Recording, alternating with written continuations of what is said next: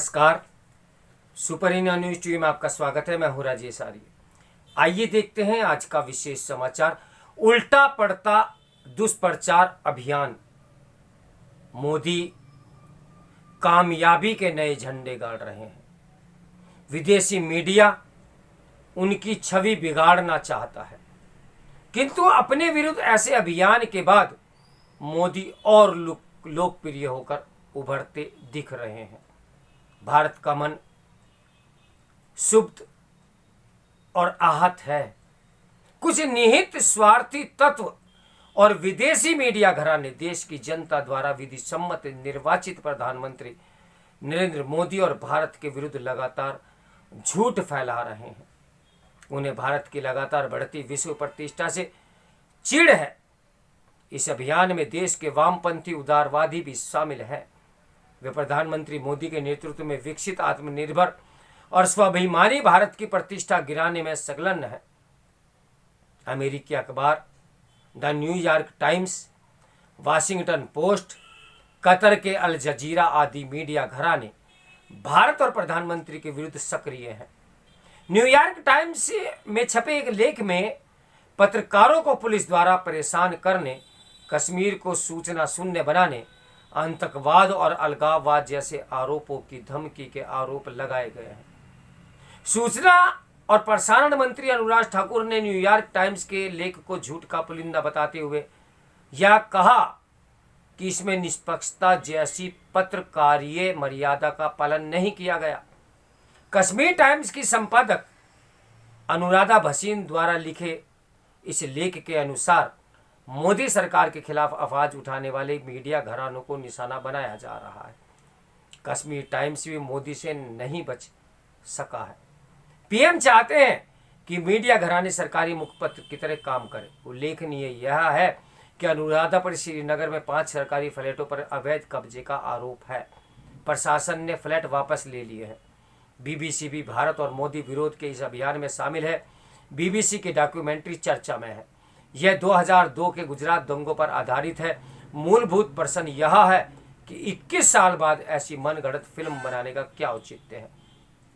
भाजपा और कांग्रेस के मध्य विरोध स्वाभाविक है। विचार आधारहीन दल होने के कारण भाजपा पंडित नेहरू, इंदिरा गांधी और उनके परिजनों की सरकारों के विरुद्ध तथ्यागत आरोप लगाती है, आपातकालीन तानाशाही की याद कराती है। तब कथित उदारवादी मीडिया द्वारा कहा जाता है कि 2023 में नेहरू और इंदिरा गांधी से जुड़े विषय उठाने का क्या तुक। दूसरी ओर वही लोग सावरकर की 1921 की घटनाओं का उल्लेख करते हैं। मोदी के गुजरात के मुख्यमंत्री होने के समय की घटनाओं दोहराते हैं। मोदी की लोकप्रियता से ऐसे सभी तत्वों को चिढ़ है, जिसका मुख्य कारण है तमाम आरोपों और झूठे हमलों के बावजूद मोदी जीत कैसे जाते। विदेशी मीडिया का मोदी विरोधी हिस्सा 2024 में मोदी की पराजय चाहता है। बीबीसी की डॉक्यूमेंट्री भी इसी लक्ष्य के लिए है। इसी लक्ष्य के लिए जम्मू कश्मीर में कथित रूप में पत्रकारों को उत्पीड़ित करने वाली घटनाओं का दुष्प्रचार है। योजनाबद्ध ढंग से मोदी विरोधी अभियान जारी है। मोदी राष्ट्र जीवन के सभी क्षेत्रों में कामयाबी के जबकि झंडे गाड़ रहे हैं।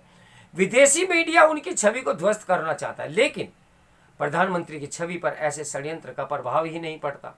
मोदी प्रत्येक आरोप के बाद और लोकप्रिय होकर उभर रहे हैं। बीबीसी डॉक्यूमेंट्री एक बड़ा झूठ है। गुजरात दंगों से जुड़े वास्तविक तथ्य देश जानता है। 27 फरवरी 2002 को 59 कार सेवक अयोध्या से साबरमती एक्सप्रेस से घर लौट रहे थे। गोधरा रेलवे स्टेशन पर कोच में आग लगा दी गई। दूसरे दिन सांप्रदायिक हिंसा फैल गई। 6 मार्च 2002 को राज्य सरकार ने तत्काल जांच आयोग गठित किया। 9 अक्टूबर 2003 को राष्ट्रीय मानवाधिकार आयोग ने सर्वोच्च न्यायालय में निष्पक्ष विवेचना के लिए याचिका दायर की। 8 जून 2006 को जाकिया जाफरी ने मोदी और अन्य के विरुद्ध शिकायत दर्ज कराई। 26 मार्च 2008 को सर्वोच्च न्यायालय ने एक सक्षम अधिकारी आर के राघवन के नेतृत्व में एसआईटी गठित की। सर्वोच्च न्यायालय ने अभियोजन पक्ष को उद्यतन रिपोर्ट दाखिल करने के निर्देश दिए। 6 मई 2010 को सुप्रीम कोर्ट ने ट्रायल कोर्ट को निर्देश दिए कि अग्रिम आदेशों तक अंतिम निर्णय न सुनाया जाए। 11 सितंबर 2011 को सर्वोच्च न्यायालय ने एसआईटी के मुखिया को सभी साक्ष्यों सहित अंतिम रिपोर्ट देने को कहा। एसआईटी ने 8 फरवरी 2012 को अंतिम रिपोर्ट दी।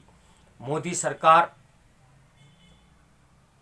2012 को अंतिम रिपोर्ट दी। मोदी सहित 63 अन्य लोगों को निर्दोष पाया। जाकिया जाफरी ने इस क्लीन चिट के विरुद्ध स्थानीय न्यायालय में मुकदमा फिर दायर किया।